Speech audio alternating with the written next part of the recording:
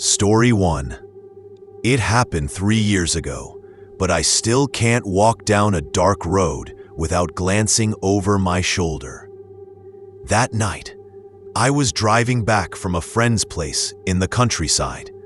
I'd stayed too late, just talking, drinking, watching stupid movies. By the time I left, it was past 1 a.m.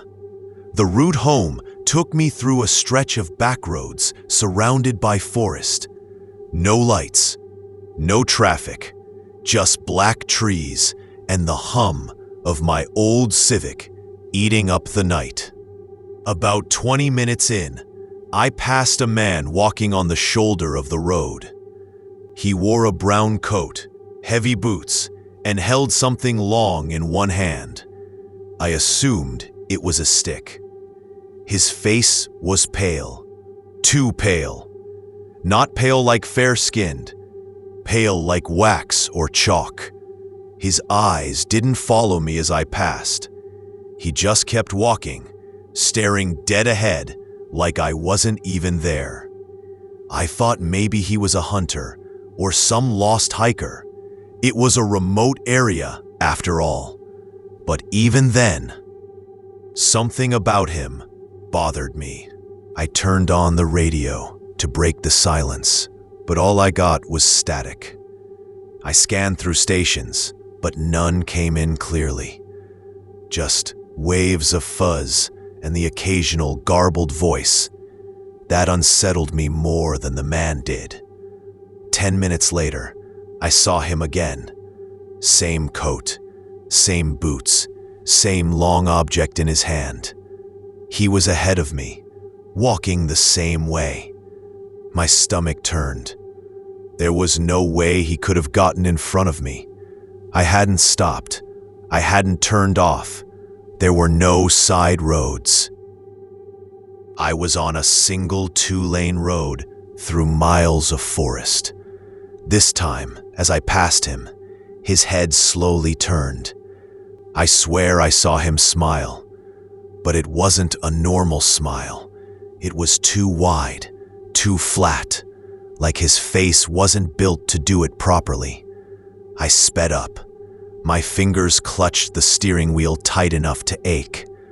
I didn't check the mirrors. I didn't want to know if he was still visible.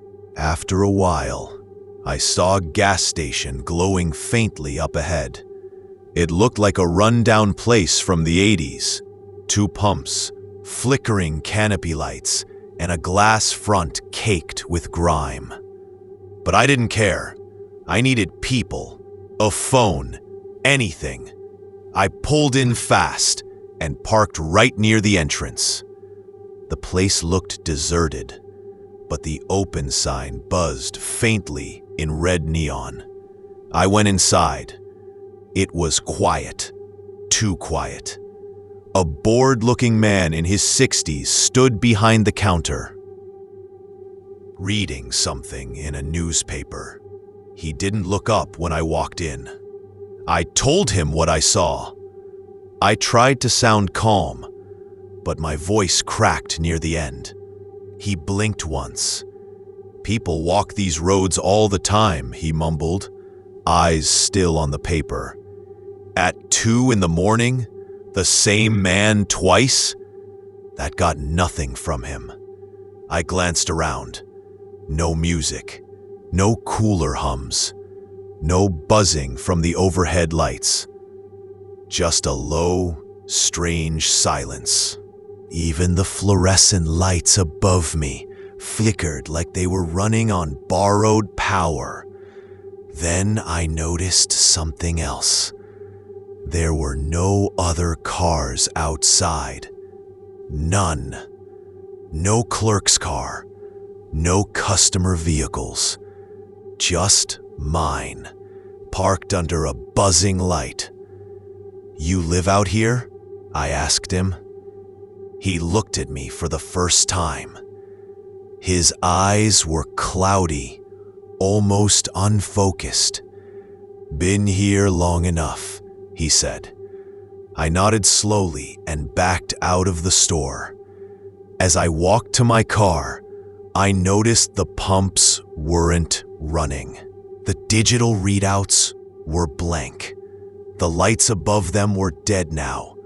The entire station looked dimmer, like someone had turned the contrast down on the world. I got in and locked the doors. Just drive, I told myself. Get home. I pulled out and headed back down the road. I made it about 5 minutes before I saw him again. He wasn't walking this time. He was standing in the middle of the road. I hit the brakes hard. The car swerved sideways, barely missing him.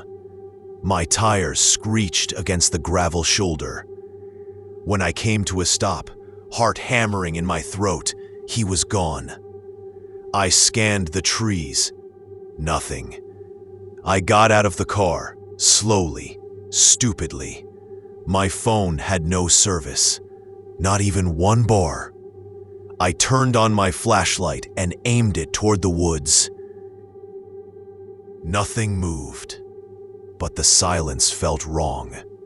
Too still. Not even the sound of insects or wind. Then I heard it. A dragging sound. Faint. Rhythmic. Like something scraping across the pavement. I froze. Then I saw him. Maybe 30 feet back down the road. Not walking anymore. Just standing. Watching. The stick in his hand. It wasn't a stick. It was a crowbar. I jumped back in the car, locked the doors, floored the accelerator, and didn't stop until I saw the lights of my town an hour later. When I finally reached home, I parked crooked in the driveway and sat there until the sun started to rise. In the following days, I checked news reports, missing persons alerts, even crime logs. Nothing. No strange sightings. No gas station listed in that area. When I drove back a week later to find the station, it was gone. Nothing but trees. No pumps. No building. Not even a clearing where it could have stood. Sometimes I wonder if I dreamed the whole thing, if exhaustion played tricks on me. But the crowbar-shaped dent in the rear passenger door says otherwise. I never drive that route anymore, and I never stop for anyone on the road, no matter how cold or pale or lost they look. Story 2. I was house-sitting for my cousin Laura while she was on a business trip. She lived alone in a quiet suburb outside Denver. Rows of identical houses, soft porch lights, and driveways lined with trimmed hedges. Her place was sleek and modern, full of smart devices, door cams, security alarms, voice assistants, all of it. She told me it was basically idiot-proof, and I'd be fine as long as I watered the plants and fed the cat. The first 2 nights were uneventful. I worked remotely by day and watched TV at night.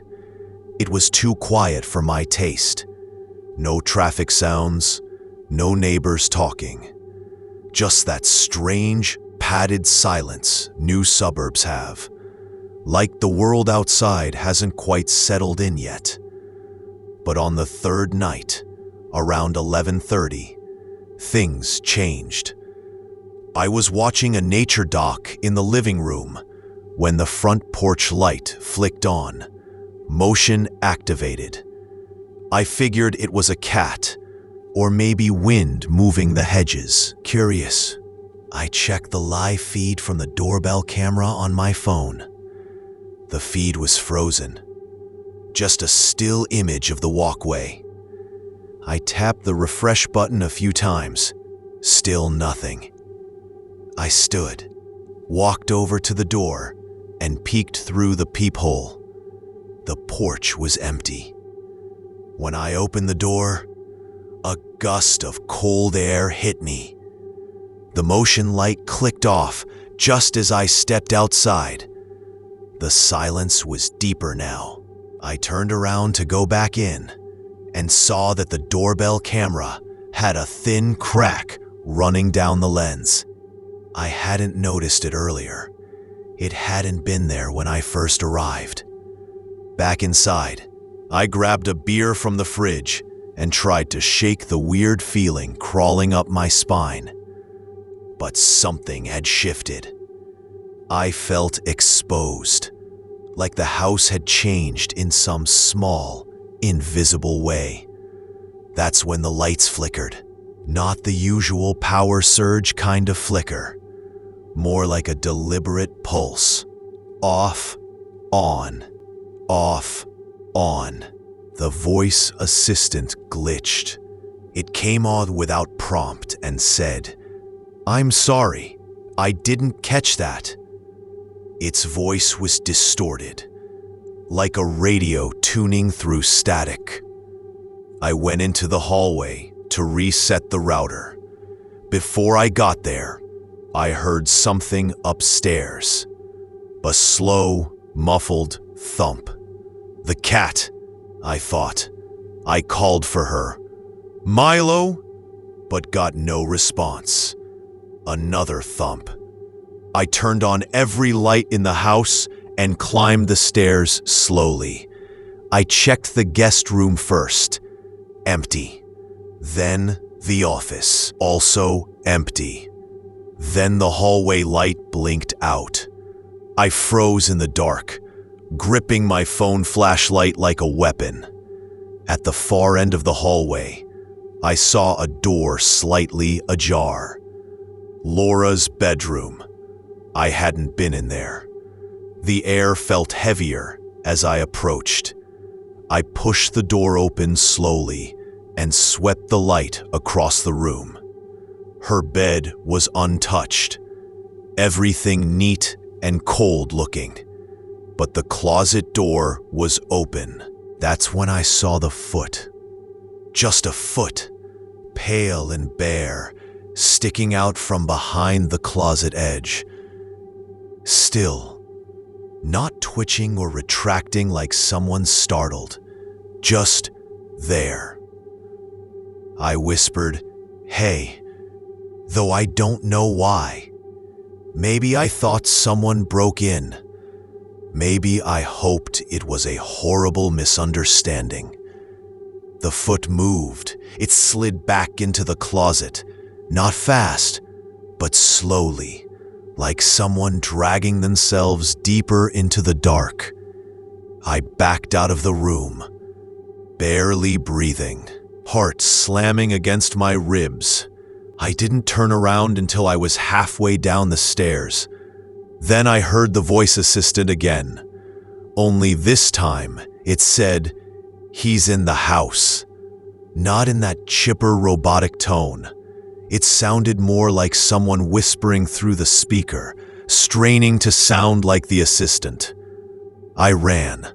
I didn't grab my bag, my charger, or the cat. I just bolted out the front door and drove to the nearest gas station, hands shaking the whole way. I called 911. The police came, checked the house top to bottom. No signs of forced entry. Nothing stolen. Every closet and crawl space was empty. But they showed me the doorbell cam footage from the time I said it all happened. There was only one clip. At 11:42 p.m., a still frame captured a tall figure standing at the top of the stairs. Just standing there, arms at its sides. Its head was turned toward the camera, but the face was blurred, like it was moving too fast for the shutter, except everything else in the shot was perfectly clear. They told me it might have been a trick of the light. Laura came back 2 days later. I told her everything, showed her the footage. She barely reacted, just nodded and said, "It's happened before." She sold the house 3 months later. She never told me why. Story 3. It was supposed to be a short overnight trip. Just me, my brother Eric, and an empty rental cabin in the woods. He'd found it online, a modern A-frame with huge glass windows, nestled deep in the mountains of Washington. No neighbors, no cell service. Perfect for unplugging, as he called it. We arrived just after sunset. The last half hour of the drive was on a winding dirt road, barely wide enough for one car. By the time we reached the cabin, the sky was already dark, and the trees had closed in around us like a wall. There was no moonlight, no stars, just the glow from our headlights bouncing off trees and brush. The cabin itself was beautiful, clean, warm, all polished wood and stone, with a giant fireplace and cozy furniture. There was no TV, no Wi-Fi, just a dusty radio and a bunch of old board games. I was skeptical, but Eric was excited, said we needed a break from our screens. I didn't argue. I just dropped my bag, cracked open a beer, and settled in by the fire. Everything was fine until about 1 a.m. Eric had gone to bed early, but I stayed up reading. At some point, I started hearing noises outside, soft crunches, like footsteps in the snow. I paused and listened. It was faint, but definitely there. A slow, deliberate rhythm. Not wind, not an animal. I turned off the lamp to get a better look through the glass wall facing the woods. At first, I saw nothing but trees and my own reflection. Then I saw movement. Something darted between the trees, quick, too fast for me to get a good look. But it was human-sized. I called out, "Hello?" No response. I waited, hand resting on the poker by the fireplace, just in case. After a long minute, I convinced myself it was a deer or a shadow, something explainable. But just before I turned the lamp back on, I noticed something else. A smear on the outside of the glass, long, vertical streaks, like someone had run wet fingers down it. 5 streaks, uneven, as if made by a hand dragging slowly. I backed away from the window and went to check the locks. The doors were secure. No signs of forced entry. Still, I closed all the curtains, turned off the radio, and went upstairs to the guest room. Sleep came in fits. I woke sometime around 3:30 to a tapping sound. Soft, rhythmic, like someone knocking on glass. I sat up, heart already thudding. The guest room faced the backwoods, and I realized I had forgotten to close one of the blinds. In the dark, I couldn't see much, just the faint outline of the trees. Then the tapping came again. I crept closer, squinting. There, just outside the window, barely visible, was a face, pressed against the glass. I stumbled back, knocking over a lamp. When I looked again, the face was gone. I ran to Eric's room, flung open the door, and whispered his name. He was gone. The bed was empty, sheets messy, no note, No sign of him. His boots were still by the fireplace. His phone was on the nightstand. I checked the whole cabin, top to bottom. He wasn't inside. That's when I noticed the front door. It was unlocked. My pulse spiked. I opened it slowly and called his name into the dark.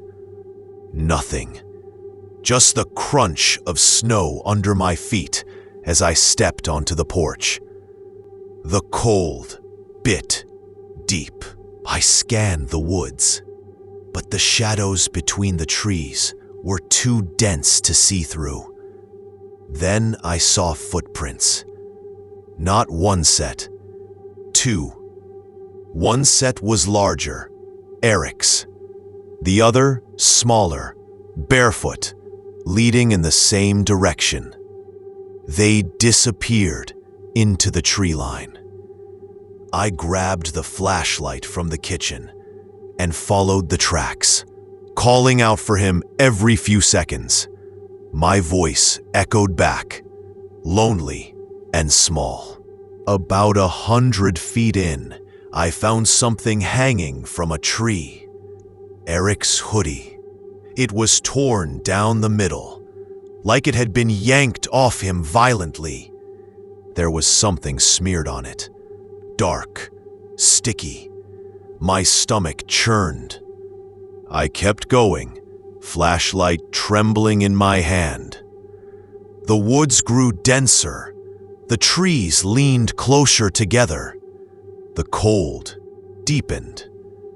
Then I saw light ahead, flickering, firelight. I crept closer and crouched behind a tree. In the clearing was a small fire pit. Around it stood 3 figures. They were completely still, facing inward, as if staring at something in the flames. Their backs were to me. One was tall and thin. Another was hunched. The third, shorter than the others, had long, tangled hair and was barefoot. None of them moved. Then I saw what they were staring at. A 4th figure, lying on the ground. It was Eric. He wasn't moving. I took one step forward, and my foot snapped a branch. The shortest figure turned around. It wasn't a mask. It wasn't paint. Her face was wrong. No nose, just smooth skin and slits for nostrils. Her mouth hung open too wide, like it had been stretched by force. Her eyes, black, lidless and wet, locked onto mine. The other 2 turned. The tall one raised its head, and I saw antlers, real ones protruding from a cracked skull. I ran. Branches whipped my face. My breath came in short. Painful bursts. I didn't stop until I saw the cabin. I slammed the door, locked it, pushed a chair under the handle, then collapsed on the floor. Silence, then tapping from every window, soft, in rhythm, like they were playing with me. I stayed there until sunrise. When the light finally came, everything stopped. I opened the door and stepped outside. The snow was fresh, undisturbed. No footprints, no signs of fire or figures. The woods looked exactly as they had when we arrived. I called the police. A search team came later that day. They found nothing. No signs of a struggle. No tracks. No hoodie. No Eric. They said he probably wandered off, got lost, froze to death. Standard explanation. But that cabin had a fireplace, warm clothes, food. He wouldn't have left. He didn't leave. I know what I saw. I know what they were. But no one believes me. They call it grief, trauma, shock. Maybe it is, but I still hear it sometimes. That tapping. When I'm home, alone, late at night. When I glance out my apartment window and swear I see movement on the other side of the glass. I moved out of the city, changed my name, tried to start over. But some nights, I still wake up gasping, feeling cold air in my lungs, and the memory of those black eyes staring through me. And I know they're still out there, watching, waiting, like they want me to come back, like I was never supposed to leave.